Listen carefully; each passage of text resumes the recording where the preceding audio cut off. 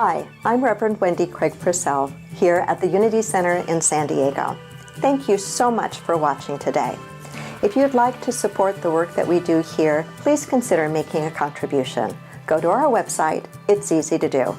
Thank you in advance for that contribution. So we've been exploring together the parables, and I hope you've had some fun taking a fresh look or a different look, a mystical and metaphysical look at some of these well-known, well-loved stories and parables from the teachings of Jesus. Today we're going to look at a parable called the Parable of the Lost Sheep. How many of you are familiar with the Parable of the Lost Sheep? Just a few of you. You'll be much more familiar with it in a few minutes. I'll read it to you, but I want to set the tone for it a little bit first. And Jesus is giving this parable of the lost sheep. He's teaching the parable and the idea of it to the tax collectors and to the sinners. He didn't hang out with the greatest people by social standards in his day. He hung out with the people that were considered to be outcasts. And the Pharisees and the teachers of the law were also there, and they were aware of what he was doing, and they really didn't like it very much. They didn't think he should be associating with these people or wasting his time trying to teach them. So let me read you the parable, and then we'll kind of unpack a way that we might look at it and walk away with a message that could help us in our own lives. So it's from the Gospel of Luke, the 15th chapter, verses 1 through 7, and the version of the Bible that I use is the New International Version. And remember, don't be afraid of the Bible. It's only a book. We don't take all of it literally in Unity. We never have. We are principle-based, and we see the Bible through mystical and metaphysical eyes as really describing to us our journey of awakening, our journey from separation, the feeling of separation from God, to the feeling of oneness with God. So here's the parable. Now the tax collectors and sinners were all gathering around to hear Jesus. But the Pharisees and the teachers of the law muttered, "This man welcomes sinners and eats with them." And then Jesus tells them this parable. Suppose one of you has 100 sheep and loses one of them. Doesn't he leave the 99 in the open country and go after the lost sheep until he finds it? And when he finds it, he joyfully puts it on his shoulders and goes home. Then he calls his friends and neighbors together and says, "Rejoice with me, I have found my lost sheep." I tell you that in the same way, there will be more rejoicing in heaven over one sinner who repents than over 99 righteous persons who do not need to repent.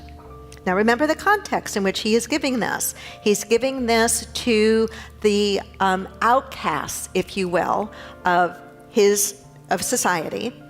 And he's giving it really as a teaching tool to the Pharisees and the teachers of the law by way of saying, wait a minute. To teach those who most need to hear what it is that I am teaching is a very important thing to do. And he tries to convey that as he is comparing it to the shepherd who has 100 sheep and one goes astray.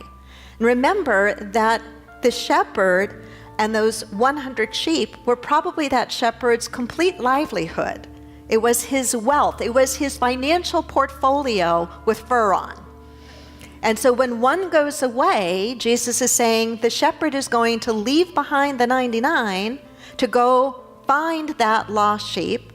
And he's going to keep looking until he finds it. And when he finds it, he's going to bring it back and he's going to be happy.